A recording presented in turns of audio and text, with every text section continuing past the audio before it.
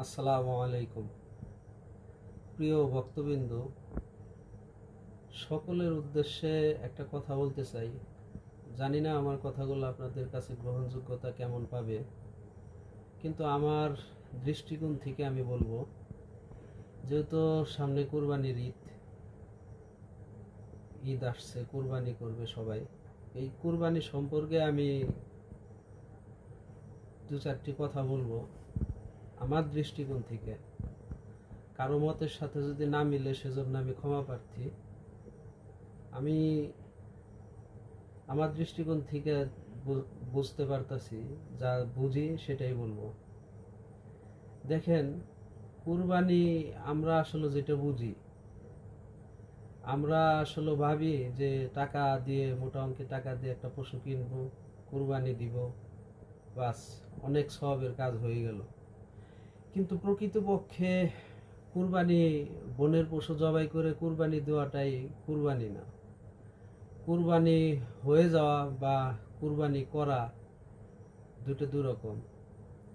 আপনি বনের পশু জবাই করে কুরবানি দিলেন, কিন্তু আপনার ভিতরে যে পশুটা রয়েছে, আপনার ভিতরে যে পশুটা জাগ্রত আছে, সেই পশুটা যে পর্যন্ত আপনি পশু বিতাড়িত না করতে পারবেন, পশুত্ব আপনার ভিতরে থেকে বিতাড়িত না হবে, সে পর্যন্ত আপনার কুরবানির কোনো কাজে আসবে না।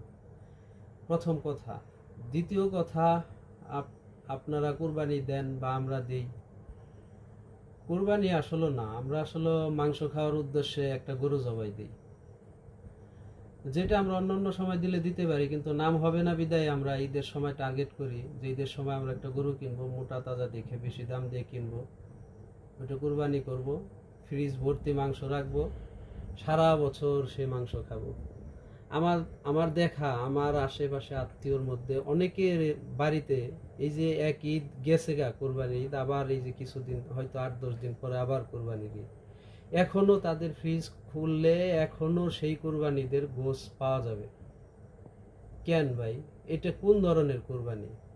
আপনি কোরবানি দিবেন আশেপাশে আমাদের এলাকায়, বা আমি নিজেও আছি, আমার সাধ্য হলেও, ইচ্ছা থাকলেও আমার সাধ্য হয় না যে 1 কেজি গরুর গোস্ত কিনে খাই।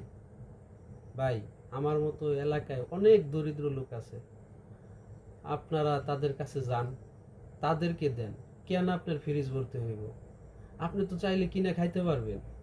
কিন্তু এই অসহায় মানুষগুলো যারা একটা ঈদের জন্য হা করে থাকে, যে ঈদ আসলে হয়তো 2-1 কেজি গরুর গোস্ত খাবো, ছেলে সন্তান নিয়ে রান্না করে আমরা সবাই মিলে খাবো, তো তাদের হকটা কেন নষ্ট করেন? অতএব আমার অনুরোধ থাকবো, আপনারা কুরবানি দেন, মনের পশুটাকে কুরবানি করেন, তারপর পশু কুরবানি করেন। আর সর্বশেষে আমি ক্ষমা চাই, আমার কথাবার্তায় ভুল হলে আপনারা ক্ষমা সুন্দর দৃষ্টিতে দেখবেন।